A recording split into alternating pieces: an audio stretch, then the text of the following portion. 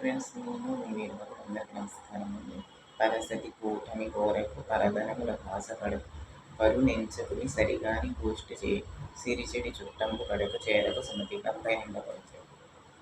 భావం ఏంటంటే పరసతిని పొందు కోరకు ఇతర స్త్రీల కలవాలని కోరకు అలా ఆలోచన చేయడం తప్పు. ఆ పనులు మానుకోవాలి. ఇతర స్త్రీలను కలవడం వల్ల నీకు ప్రమాదం జరగవచ్చు, నష్టం జరగవచ్చు, రోగం రావచ్చు, పాపం రావచ్చు. కాబట్టి ఇవన్నీ జాగ్రత్తగా ఆలోచించుకుని చేయాలి. ఇతరుల భాగ్యములకు ఆశపడకు, ఇతర ధనముల గురించి ఎప్పుడు ఆశపడకు, అసూయ చెందకు. ఇరుగు పొరుగు అంటే మనకి ఎప్పుడన్నా అప్పుడు అవుతుందన్న మంచి ఆలోచనతో. అలాగే పరులు తప్పులంచు. అవతల వారు చేసిన తప్పైనా తప్పు ఇది తప్పు అని కూడా చెప్పకూడదు. తప్పుని తప్పు అని చెప్పినా కూడా వాళ్ళకి కోపం వస్తుంది. తిరిగి నీపై పగ పెంచుకుంటాను, నిన్ను ఇరికించాలి, ఈ విధంగా నీ స్థానాన్ని వెళ్ళగొట్టాలని, నువ్వు పనిచేసే చోట నిన్ను వెళ్ళగొట్టాలని నీ గురించి చెడుగా ఎక్కిస్తారు, చెడుగా నూరి పోస్తారు, ఎప్పుడు గొడవలు పెట్టడానికి చూస్తారు.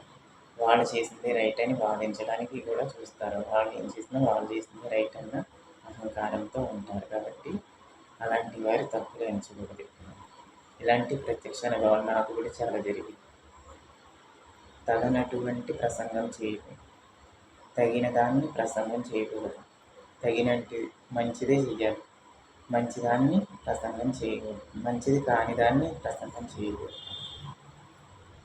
అట్లాగే ఐశ్వర్యం కోల్పోయిన కారణంగా బంధువుల వద్దకు వెళ్ళదు.